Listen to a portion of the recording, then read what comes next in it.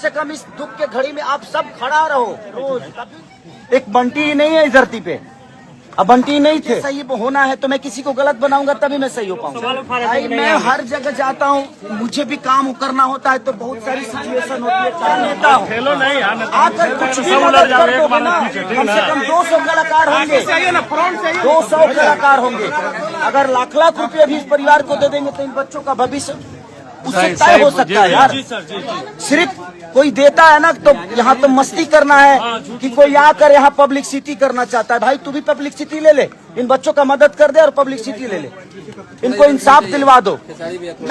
मैं इसीलिए कहीं जाता हूँ आता हूँ, लेकिन मुझे भी निंदा किया जाता है। देखिए घटना इतना दुखद है कि आप सोच नहीं सकते, किसी को उठाकर हत्या कर देना। सरकार चुप है, सरकार अब उसी आदमी को दोषी ठहरा रही है कि इसके द्वारा कहा जा रहा है कि शराब तस्करी में बंटी यादव शामिल था, आपसी विवाद था, इसलिए भाई यहाँ रोज शराब तस्करी हो रहा है रोज। एक बंटी ही नहीं है इस धरती पे, अब बंटी नहीं थे। रोज शराब घर घर पहुंचाया जाता है, किसी को तो कोई पकड़ता नहीं है। अब अपना सरकार क्या करती है, जब वो गलत होती है ना तो आपको दोषी बना देगी ताकि दुनिया का दोष उस पे ना लगे। प्रॉब्लम यही है, क्योंकि मैं सही हूँ तो मुझे सही होना है तो मैं किसी को गलत बनाऊंगा तभी मैं सही हो पाऊंगा।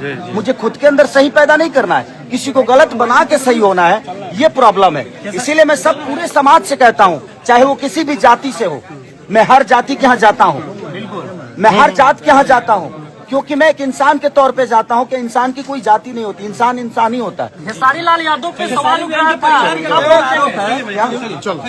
रहा था सर आपसे कि यहाँ बंटी यादव के घर कब पहुँचेंगे, लेकिन पहुँच गए। लोग सवाल उठा रहे थे। मैं हर जगह जाता हूँ, मुझे भी काम करना होता है तो बहुत सारी सिचुएशन होती है। आज सिर्फ बंटी